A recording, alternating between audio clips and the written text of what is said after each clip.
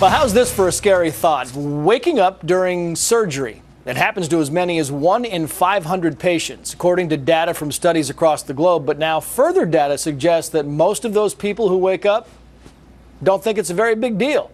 Here's why. A professor at Oxford University in the UK reviews those studies, and he claims that most people who wake up during surgery are in a so-called third state of consciousness.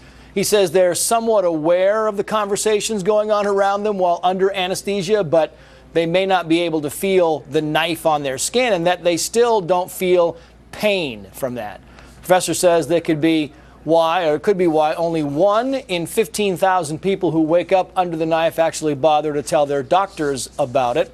Dr. Sreedhar Potarazu joins us now. He's an eye surgeon who will hereby go as Dr. P, since we can't really pronounce the rest of his name. Dr. P, you've actually had a patient wake up on you, right?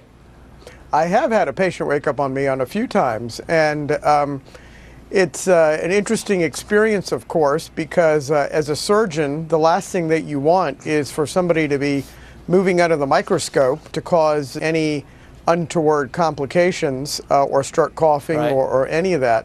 But it's interesting because sometimes the nurses and the doctors in the operating room completely overlook that the patient might be awake, and you'd be amazed at the kind of conversations that happen about what's going on or things that are completely unrelated, that all of a sudden you hear the patient contribute to the conversation, and that comes as a real shock. You're not making fun of these patients, are you, Dr. P, while they're under? No. And they wake up and you're dissing them? No. Well, I will tell you an interesting example of when I was in residency. I was helping a doctor on a pretty complicated case, and things were not going well. And the doctor, I won't use the 4-letter word, so I'll just paraphrase, but said, "Oh, shoot," and the patient heard that, and he goes, "Oh my God, is everything okay?" Right. So nobody really knew that the patient was awake. But the reality is that, there are different levels of anesthesia, of course.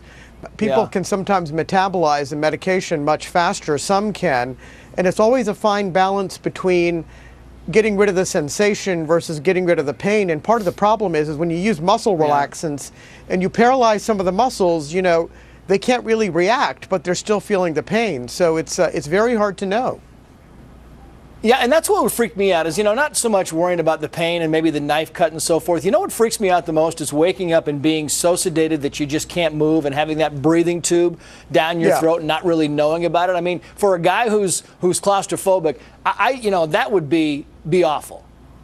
That is the scariest part. And in fact, when you ask people who end up remembering some of the fear or who end up going on to have some of this post-traumatic component of that, they will tell you that it is a horrible feeling to know that you're to want to react, but the body is just not responding because all of the muscles have been paralyzed, and it's really an extraordinary experience. But as you said earlier, not a lot of people actually share that experience, or they remember some of the conversation, but it's sort of an out-of-body, out-of-mind experience that's really hovering above the operating table.